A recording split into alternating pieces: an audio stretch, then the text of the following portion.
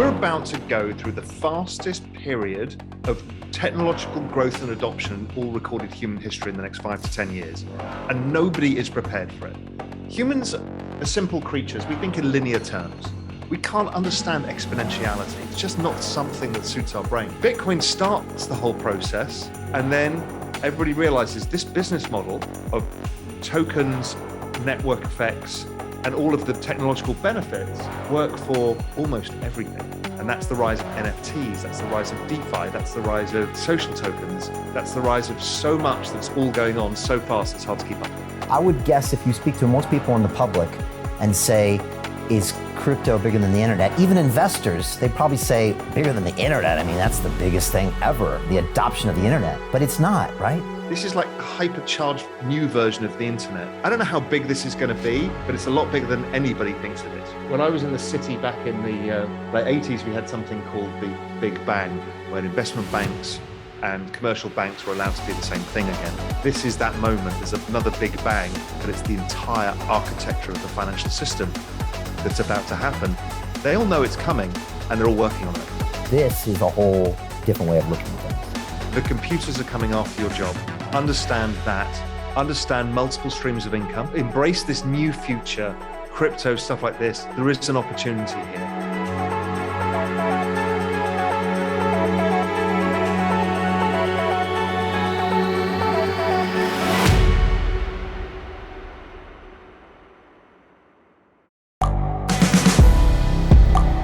The world is changing. Inspiration is everywhere. It has never been so easy to connect, share, and bring people together. We're learning from others and finding the best in ourselves.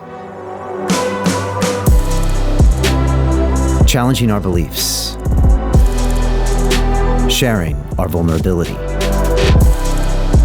Overcoming our fears. Transforming ourselves so we can transform the world. How far can we go? This is London Real. I am Brian Rose. My guest today is...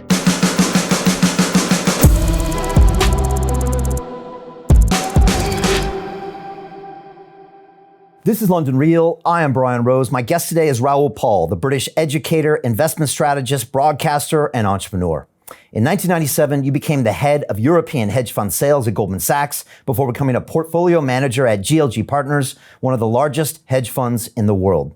Then, in 2005, at the age of 36, you left the world of mainstream finance to start Global Macro Investor, your own advisory publication. You first got involved in cryptocurrency by investing in Bitcoin in 2012, calling it, quote, the best trade you've ever found and doubling your money in a month. In 2014, you co-founded the financial analysis streaming network Real Vision with the aim to, quote, disrupt the whole damn system and change the face of financial media. Raoul, welcome to London Real. Great to be here. Hey, it's great to have you here. You know, it's going to be a fantastic conversation. I can't wait to jump into a bunch of your ideas. We both have a background in centralized finance and in banking, so I think it's going to be really interesting. I started banking in New York City back in the 90s in fixed income derivatives. I went to Chicago, I went to London, it was in the credit default market for a while.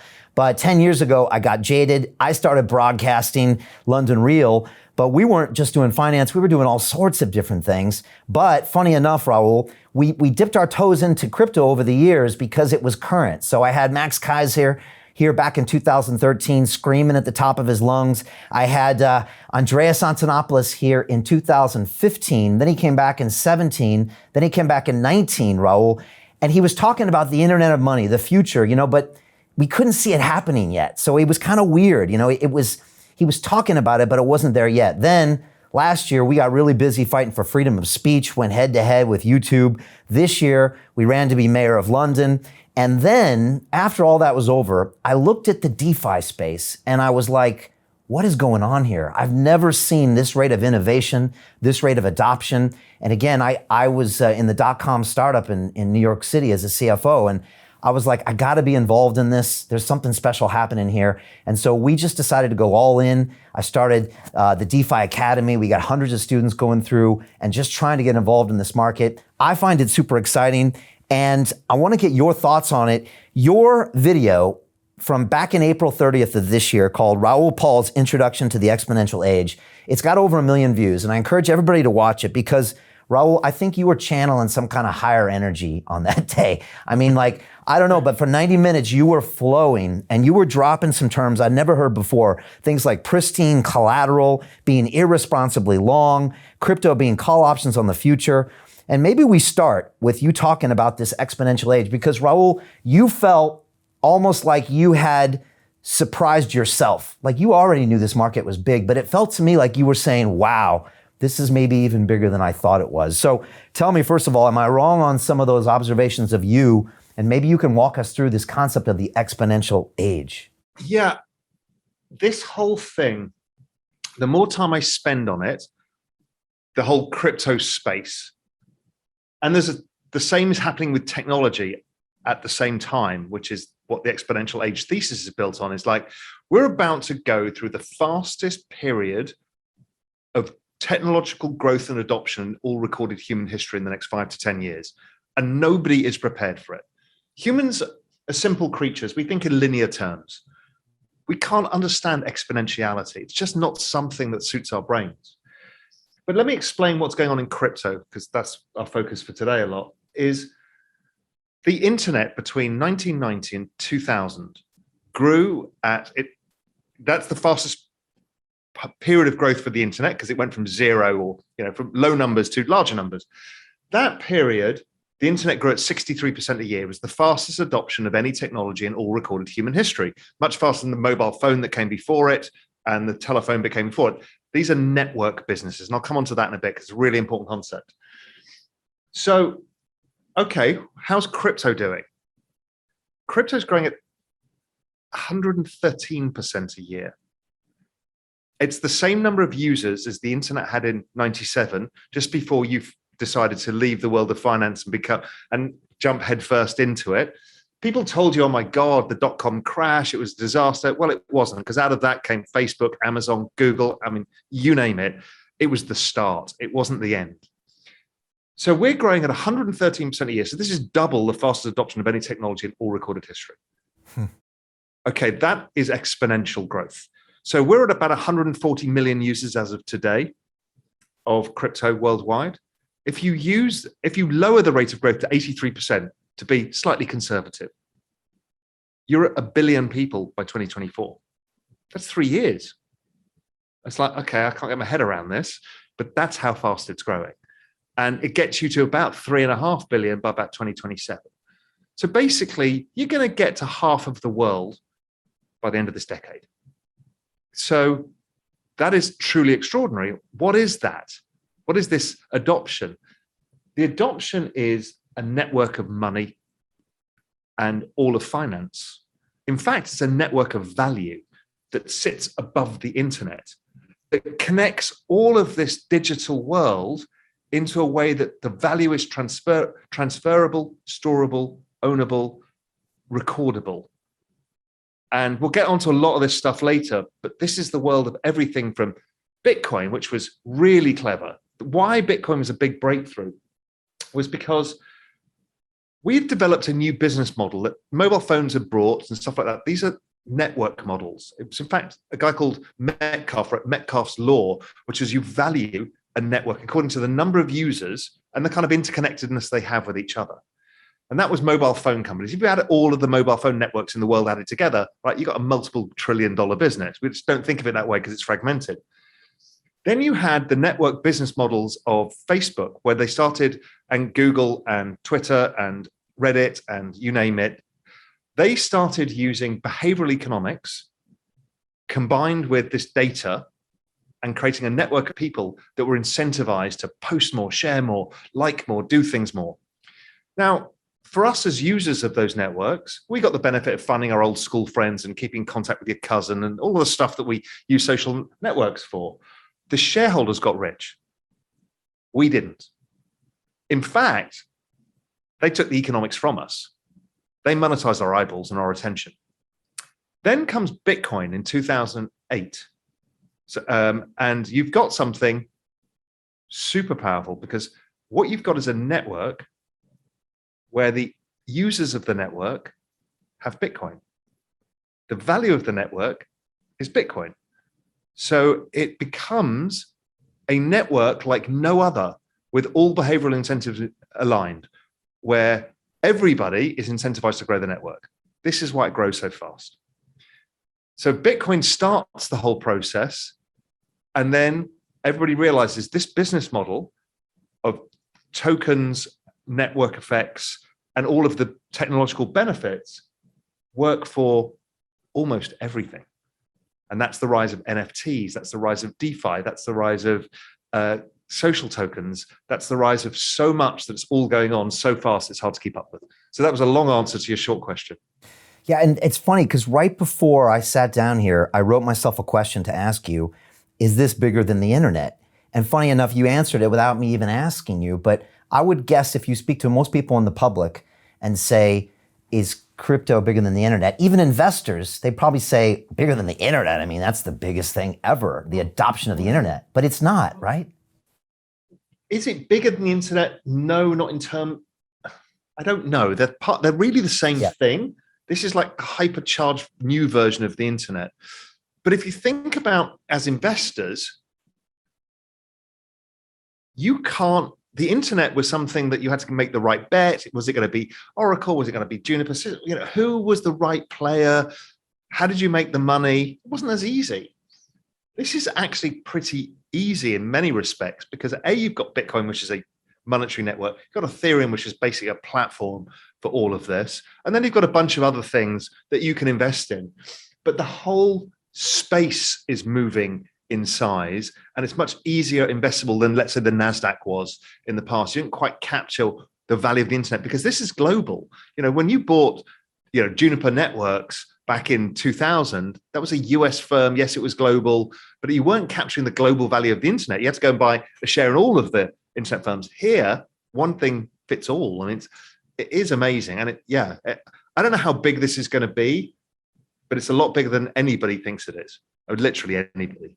And it'll be the biggest thing in the past 100 years and maybe the next 100 years. This point in time for the next 10 years, like you're saying, as we go up to maybe 3.5 billion, probably you can conservatively say that it'll be the biggest, most exponentially growing thing we'll ever see. And that is happening at the same time as AI goes mainstream exponentially, robotics goes mainstream exponentially, autonomous vehicles, EV technology, genetic sciences, distributed computing power, all of these things, 5G technology or space Wi-Fi, are all happening at the same time. And they all are connected.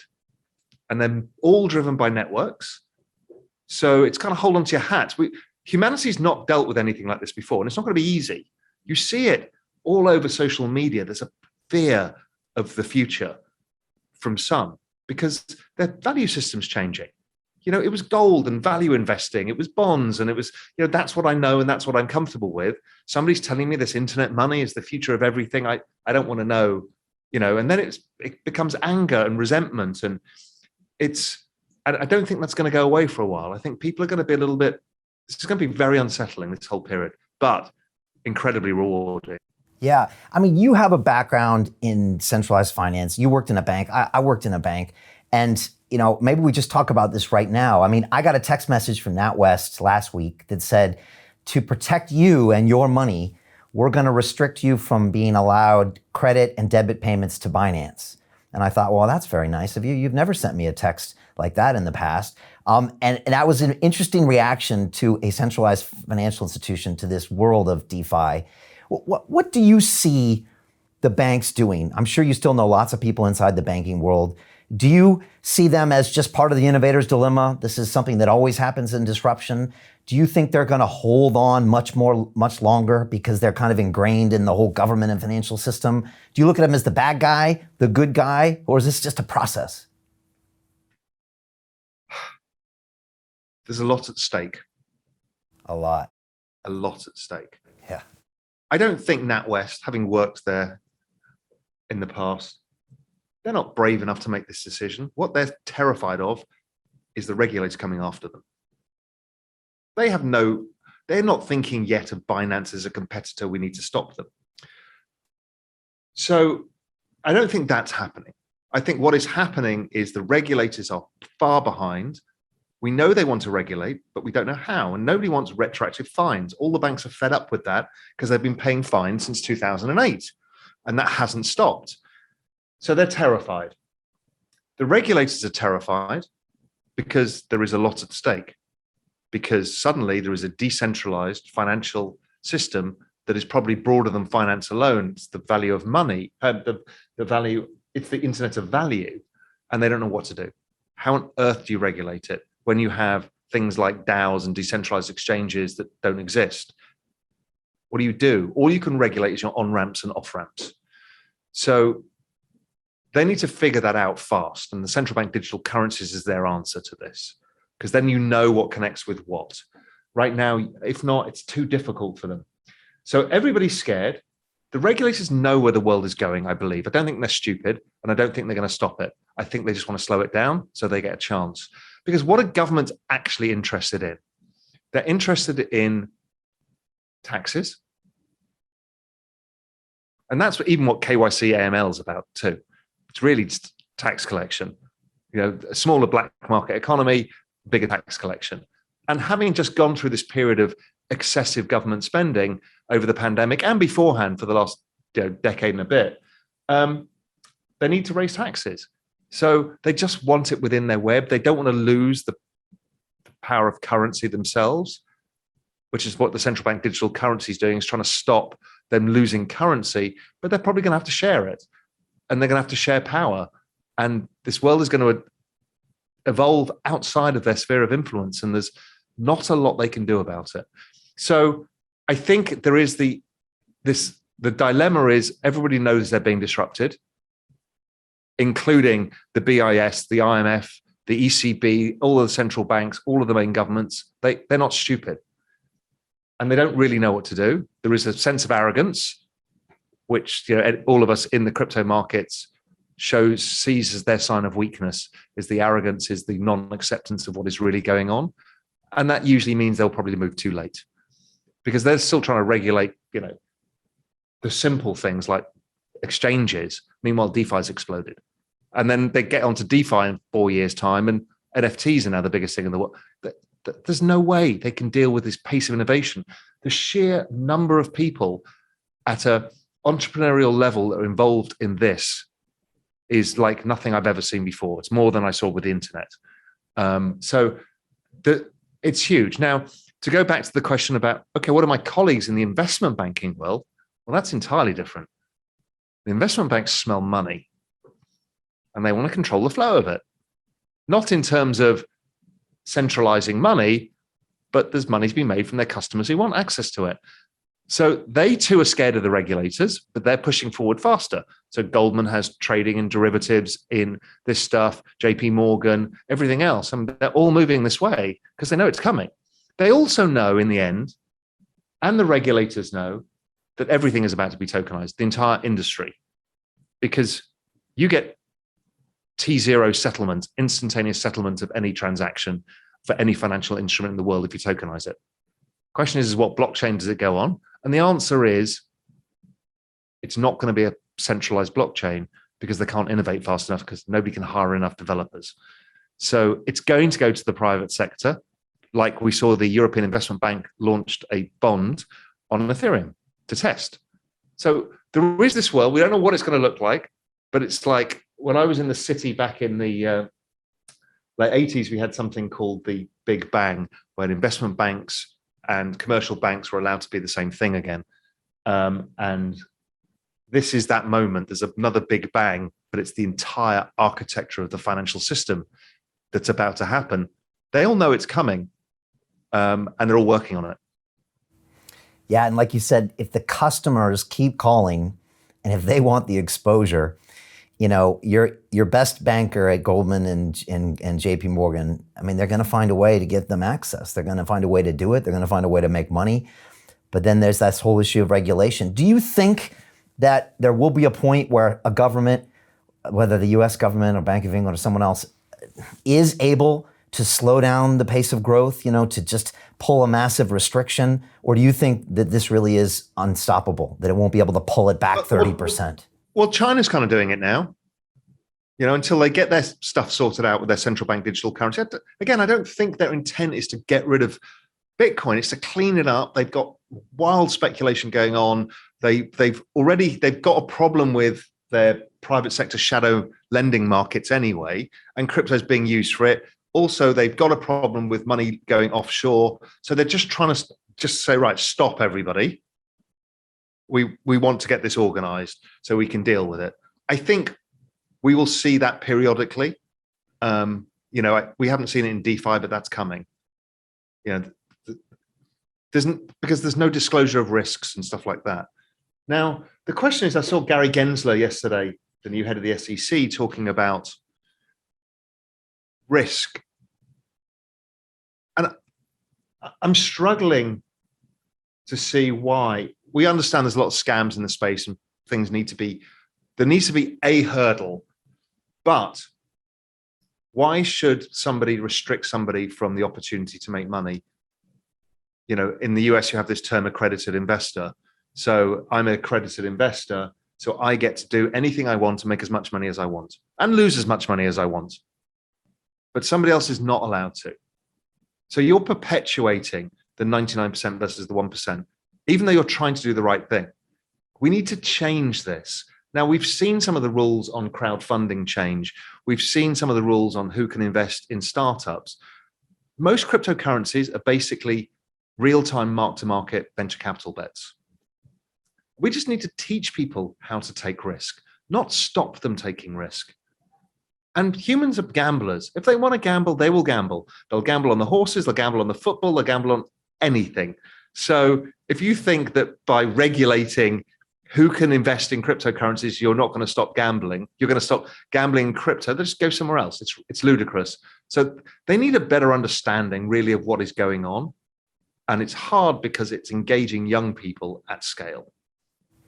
Yeah, it's a fascinating observation. You can see it in the volatility. You can see it in the people involved in this market. Like you said, they're getting access to risk that used to be held for accredited investors. But why was it held for accredited investors? And that's one thing I see that you're doing, Raoul. You're so passionate about the financial education. And I think you once said Bitcoin is the best chance for the median person to radically expand their economic horizons. And it's an interesting concept. Just by trading crypto, you learn more about money, or you get more comfortable about money than probably you ever have in your life. And we're taught from kids that you're not smart enough to manage your money. That's what the fund managers do. That's what these people do.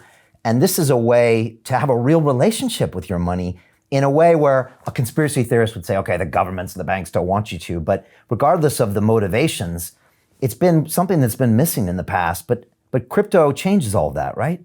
It really does. And also think about it. I try and think of the world in different people's eyes. And let's say you're the typical millennial kid who's now 32 years old, I think the average age. So you're just starting to come into peak earnings. You've got no savings. You've still got your student debt you're trying to get rid of. And then you look at real estate. So look at traditional investments. So what are investments? Investments are basically future consumption. You buy something now, you hope to sell it at a higher price to give you consumption in the future, right? When you retire or whenever it is, right? That's what an asset is to us in the investment world. So what assets do they have? They have the equity market, all-time record high valuations. They have the bond market, all-time record high valuations. They have the real estate market, all-time record high valuations. So traditional assets to them, they're buying very expensively. Now, if you look at the size of those markets, equities, bonds, and real estate on a global basis, like global real estate's about $100 trillion. Global equities, global bonds, they're all like the $200 trillion market. And then you've got crypto, the fastest adoption technology in all recorded history, which is the internet of money, where all of these things are going to be tokenized and will be part of this. It won't all be Bitcoin. Bitcoin's just one of the expressions of this. So that space is currently about $1.5 trillion today. So for it to meet somewhere around the equity bond market size, that's 100x from here. If it actually absorbs all of those markets, well, that's a 500x.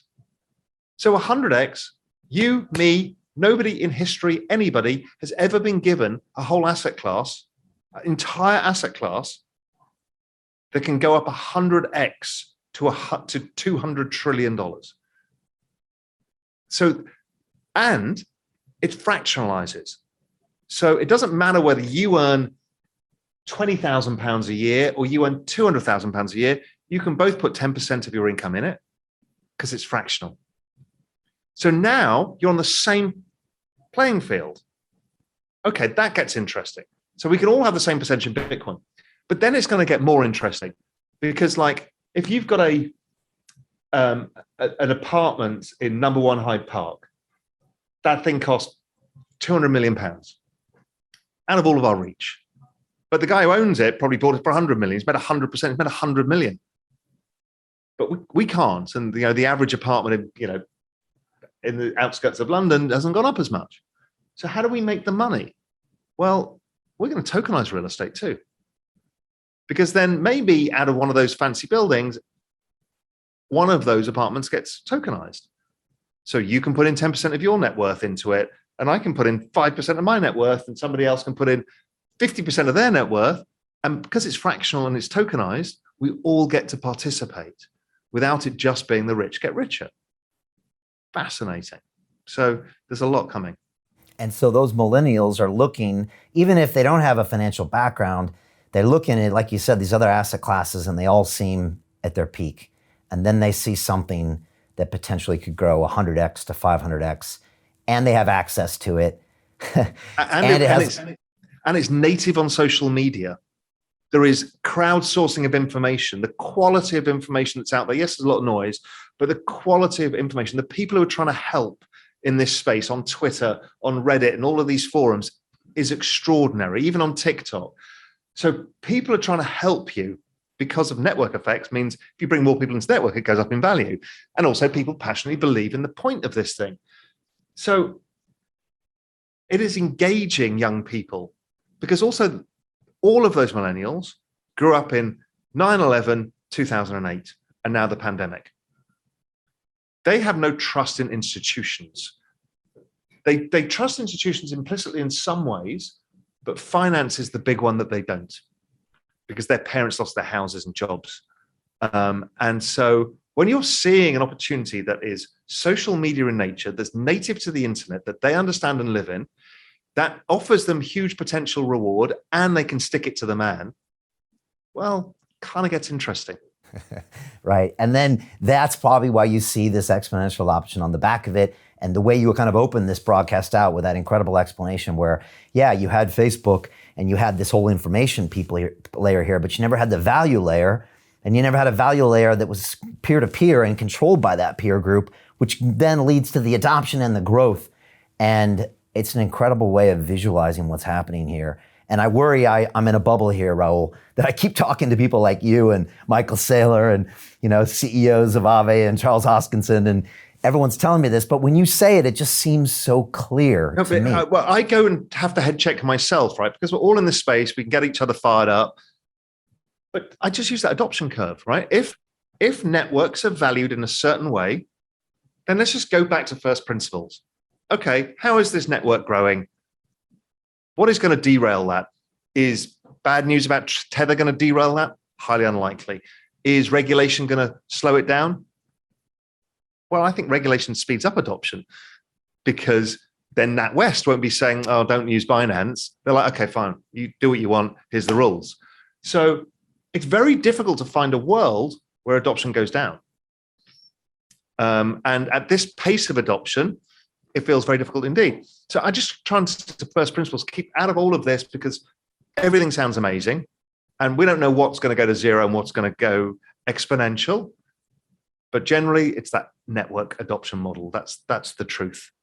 Yeah, that's such a great point, and a great way to ground yourself whenever you feel like you're in the echo chamber. Go back to the first principles and just look at the order, look at that growth and say, okay, I can't argue against this at all. And the other easy one for people who don't really know how to do that is, there's free charting platforms like TradingView. You can just chart a log chart. All exponential assets basically look like a beautiful trend channel in a log chart. So Facebook looks like this, Google looks like this, Apple looks like this. Well, actually, when you create in the log chart, they're this lovely linear trend, log trend, and Bitcoin is the same. And if that changes, that log trend from 2010 till current day, if that changes, then you can reassess. If not, the ups and downs, the noise, all of the screaming and shouting on social media, forget about it. Just follow that chart. Right. Okay. And that's that logarithmic graph that you're looking at with the log chart. I encourage everyone to look at that. One of the things you talked about in this black hole video was Ethereum versus Bitcoin. And again, it was fascinating to watch you almost realizing this while you were saying it and showing it. And you were looking at, again, you talked about Metcalfe's law. You talked about all these data points and what Ethereum brought to the table and how you were just more and more convinced that this quote unquote flippening would happen, or Ethereum would long-term surpass Bitcoin, or at least there was massive value in this network. And maybe you can talk a little bit about that. I've been rewatching my interviews with Andreas Antonopoulos from 2015, 17, and 19. He's basically describing Ethereum before Ethereum really had the traction. And he's describing this whole potential future of smart contracts and these things, but it hadn't really happened yet. And then we see it happen. Tell me what you were describing in that video and what you see and your thoughts on BTC versus ETH. So it started, I've been involved in Bitcoin's first 2012, 13, and I get the value proposition. I get what it is. It's perfection as an asset and its store of value. And yes, it's still too volatile to be a store of value, but it's compensated by the fact it goes up a lot. So, we don't mind. We have to accept the volatility. But then, I was starting to become aware of smart contracts in about 2015 as some friends of mine started talking about it. And I didn't really understand what that was, but when they explained, I started realizing the future of everything from insurance contracts to legal documents to anything could now go on a blockchain. And that meant for me also with my finance background, okay, that means all derivative contracts, which are complicated and messy. And we knew it when Lehman blew up, nobody knows who owns what. So I'm thinking, wow, okay, that's all of finance. Probably there's custody and there's clearing and these are a lot of things. And so I reinvested in the space. I sold out in 2017, too early.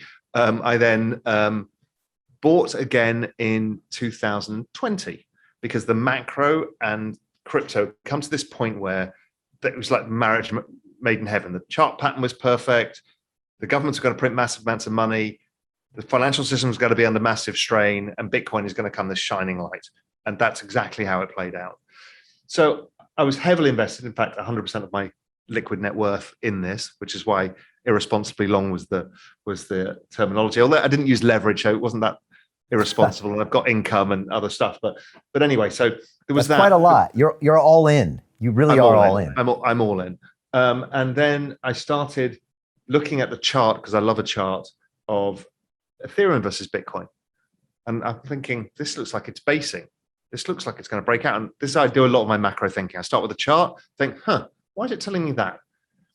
So then I start doing work about, okay, well, we kind of think we know how to value Bitcoin because we're using this stock to flow model that Plan B has, and we're doing all this stuff. Maybe it's something else too. Maybe it's network effects. So I start talking to people, thinking it through, and I start looking at Bitcoin in network effect terms, and it works. Metcalfe's law. So I thought, I wonder if Ethereum works, because everyone tells me, oh, well, you don't want to touch Ethereum. It's a scam. It's a shitcoin. It's going to underperform. I'm like, once you tell me something like that, I'm going to look at it. If it's something serious. So I did the work, and it's like, not only is it getting faster adoption than Bitcoin, it's working perfectly in terms of price with Metcalfe's law, and it is almost mirroring Bitcoin back in 2017 with the kind of lag by the number of years, except the network's going faster. Then I looked at the quality of the network, like the amount of connections. And you see that people on Ethereum have built all of these applications, which is all of DeFi, all of NFTs, other uses of smart contracts. We've got central banks using it for the European Investment Bank, putting bonds onto it. We've got people wrapping Bitcoin on it. People are wrapping securities on it. And you're like, okay, this is the platform for now. Things can change. Its adoption is twice the speed of Bitcoin. just to get everybody's heads around it.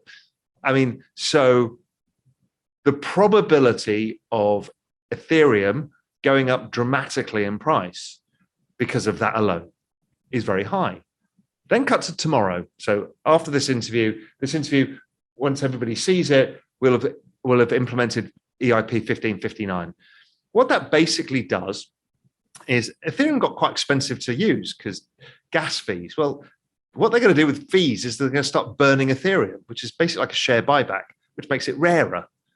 So the issuance rate probably goes from 4% a year to, we don't know, but let's say 2%. Okay. And then we've got another thing coming in Ethereum, which is ETH 2.0, which is moving to proof of stake. And what's very nice about that is we all get rewarded by staking our ETH. So we get through this 1559, probably everybody ends up staking the ETH because the price is going to start rising. And so everyone locks away. So there's a bunch of Ethereum get locked away. There's a bunch of us who are also holders who've stuck it in our cold wallets. And then there's all of DeFi, which is locking away billions and billions, tens of billions of dollars of Ethereum. So when you look at the analysis, the on-chain analysis, the free float of Ethereum going into this is 13%, and it's falling every day. And as the price starts rallying, which is doing pretty well, and starts approaching the new highs again, A, everybody's going to stake their ETH because why not? B, if not, you're not going to keep it on exchange because it's going up in value, so you tend to put it in a cold storage. And so there's no supply, and you're burning ETH every day. So the supply keeps going down, and the network effect that I've been talking about means that the demand is going up exponentially. So a limited supply asset that is becoming more limited with a backdrop of exponential increasing demand can only equal exponential price rises. And your view on this hasn't wavered much in the past, say, 6 months? Not at all. Not at all. Right. And yeah. And with this latest initiative as well, it just, like you said, gives even more and more reasons. And some of the complaints about Ethereum, about it being inflationary, it addresses all of those. And like you said, with the stake, we've never really seen that effect happen, and it could be big. I wrote this up for Global Macro Investor, my kind of institutional research service, and I just titled it "The Greatest Trade in the World." And I think the opportunity in ETH is better than the opportunity in Bitcoin in March 2020. Wow. That being said, you still own Bitcoin? Yes. Okay. You still have it as part of that portfolio. Correct. But it's a lesser part. You're most heavily weighted Ethereum. Yeah, I think 55% ETH, 25% Bitcoin. Then I've got a basket of everything from DeFi protocols to other big protocols like Polkadot, interoperability stuff, equally weighted because I don't really know. And I'm just not smart enough to figure it all out. And then I got a bit of a macro bet in metaverse and community tokens. But again, small. Everything is really an Ethereum Bitcoin bet for me still.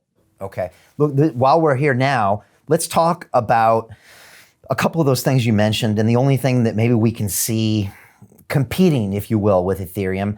Obviously, Cardano's the big wild card, making some moves in the next couple months. We got Charles here, I think, about 4 weeks from today. We've got, like you said, DOT. It's a lot of these kind of interchain pieces. We've got these second layer solutions like Polygon. But if you look at CoinMarketCap, there's not a lot of other things happening except for DeFi protocols up there that I can see. There's some great apps, Uniswap and Aave and things like that. What do you see in those other competitors, if you will? I don't, and I don't know is the answer. But I need to have an open mind because this space is too close-minded.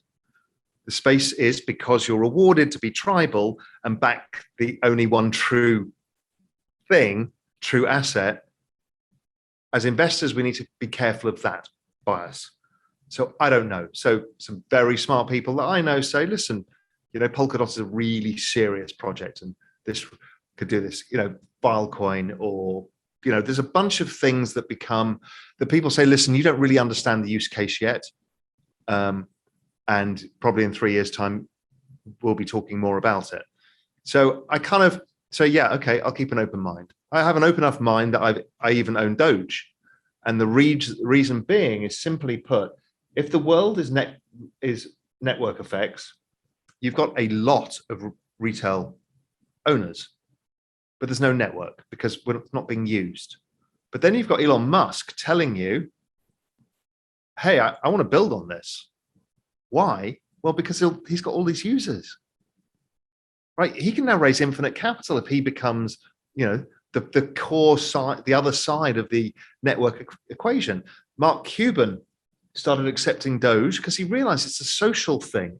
People know it's kind of fun, but it also has worked. So he started accepting at Dallas Maps for ticket sales and merch and stuff like that. So now you might end up building a network. So again, I keep an open mind to all of this. People are too quick to say, this is never going to make it. Like Cardano, right? There's a huge fight in the community, Cardano and its smart contracts. And, is it going to amount to anything? Is it going to amount to nothing? I don't know. And that's okay. And we should all be a little bit more comfortable saying, I don't know. It's pretty interesting. Let's see how it goes. I can place a small bet and I can't place a big bet yet because I don't know enough. Maybe you're really in the space and you know it inside out. And you think, yeah, you know what? I can see what's coming down the pipe on the plan. I think this is going to work. I can take a bigger bet. That's okay too. But, I can't because I don't know. I just don't have the bandwidth to take all this in. Yeah, that is the thing, is bandwidth. I mean, one of the things I'm getting all my students to do is we have a thing called a 10 coin rule. You're not allowed to own more than 10 coins, at least for your first year of investing. That's probably too many because there's so many stories, there's so many rabbit holes, but there's also, it seems like a finite number of potential players. And like you said with Cardano, it's interesting because it's been a long time in the works. It's a long-term plan, but it's a call option on something that could be big. And there's not many places that are putting that much effort into that piece. So I guess it's a kind of watch and to be continued. Yeah, I mean, there's the other one that came out that it's going to take a while to sort this one out. And I don't know which way it's going to go, but you shouldn't write it off, is Dfinity, or the internet computer. So unfortunately, it was backed heavily by VCs early on. The people who were allowed liquidity on launch had made tens of thousands of %. And so retail got pretty burnt into that equation. That was ugly and not good and not honorable. I've got several friends who invested in it and they're all locked up still, but there's a bunch that weren't. So that was not good. What those guys have built, I don't even understand. I can't, I've interviewed them. I don't really know, but I kind of figure it's big. It's kind of like, when we first spoke to Charles Hoskinson on Real Vision 2016, 15, it was the same. It's like, it sounds pretty big. I don't know. And Dfinity's, it fell 90 something %. Is that a small call option on something? Could it be worth zero possibly? I don't know. We just have to keep our eye because, even though the adoption is exponential, each token has to go through its adoption curve or failure. And we don't, that takes a bit more time than we think. While we see the whole space doing this, it's really driven by Bitcoin, Ethereum, and DeFi. The other protocols, it's going to take more time. Yeah. And it's interesting how I like how you are honest enough to say, I don't know exactly what they're doing, but all great tech investors from the past never really knew what the company was doing. I mean, did anybody really know what Facebook or Google were doing in the beginning? They knew. They probably passed the first principles. Oh, you're doing this. Listen to Peter Thiel. It's a social network. They're using their real names. I'm in. There's little things, but there's a lot you'll never know. And if you try to figure it all out, it's too late usually. So I like how you're thinking of these markets as it might have the potential. Let's keep a small bit, but keep the core positions. I want to talk to you about the metaverse and your community IP, because this makes you very unique, Raoul. You really have a passionate way of understanding and looking at the communities, which I think you believe is everything really going forward, and how the future is these communities. You've touched on it while we've been talking now. You mentioned Doge, you mentioned kind of the Facebook, but then the value over here. You mentioned since it's peer-to-peer and people own it, you mentioned some of the passion behind some of these coins. Talk to me about community. It's such a general word. I don't know if anyone understands it. If you've had a community, you kind of understand it, but it also slips through your fingers too, doesn't it? Because it's It does. What did the internet do for you and I? We would have grown up in a town where we knew a lot of the people, and then you go to... To continue watching the rest of the episode for free, visit our website londonreal.tv or click the link in the description below.